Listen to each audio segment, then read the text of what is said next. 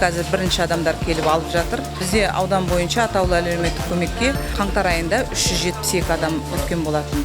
Соның 628 адамы жаңағы соцпакет алады.